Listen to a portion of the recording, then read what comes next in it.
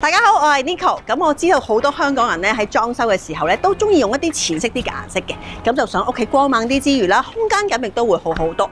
但係如果我屋企唔係好大，偏偏又中意一啲好沉實嘅顏色，咁又可以點呢？今日咧，我帶大家嚟到土瓜灣去睇一個裝修成輕工業風嘅兩房單位，我哋一齊去睇下設計師點樣處理啊 ！Let's go！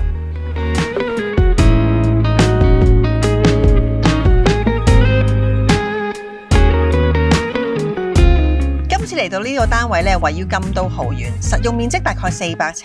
業主夫婦話好快就會入伙噶啦。用色上面咧用咗唔少嘅灰色同埋深木色，仲有少少金屬元素添。一入到嚟玄關位咧，你會發現左右兩邊都各有一個獅字櫃嘅，其實佢哋都係鞋櫃嚟噶。但係呢個咧就放啲經常着嘅鞋，細嗰個咧就會擺啲少啲機會着嘅鞋，而兩邊咧都留咗個中空位，可以用嚟擺啲擺設或者成日用到嘅雜物。隔籬咧就係廚房啦，不過始終單位面積比較細啦，所以業主將等廚變咗做半開放式嘅廚房。而家廚房咧做咗兩邊工作台，因為上面冇做假天花，所以可以將櫥櫃做到頂。而地下就用翻同客飯廳一樣嘅地磚，令到成間屋睇落去都大啲。雪櫃咧就喺近門口位置，而櫃桶就做咗高矮不一，分別咧用嚟擺唔同嘅餐具同埋碗碟。吊櫃咧仲特登預留咗位置，用嚟放微波焗爐。一般廚房嘅工作台咧都會做一樣高度㗎，不過今次設計師考慮到業主嘅需要啦，特登咧將爐頭做矮咗少少，咁業主煮嘢食就更加就手啦。出翻嚟咧就係客飯廳啦，咁話明係輕工業風啊嘛，呢度咧就用咗灰色嘅藝術漆做咗特色牆，摸上去仲有粗鞋感覺添啊！至於牆身呢度咧有塊直身鏡，除咗可以俾業主平時打扮用之外，其實仲有用途㗎。嗱，呢度咧就有個對流窗，但望出去景色咧就真係唔係咁好啦，所以設計師咧特登用一塊鏡嚟遮住佢，咁有需要嘅話就可以開返。而客飯廳呢邊咧就放咗張4人餐台，為咗喺客廳掛牆擺到部大電視，而家梳化係背向餐台擺。單位嘅廁所亦都重新做過，牆身用咗好似水泥牆咁嘅磚，另外亦都做咗個大鏡櫃。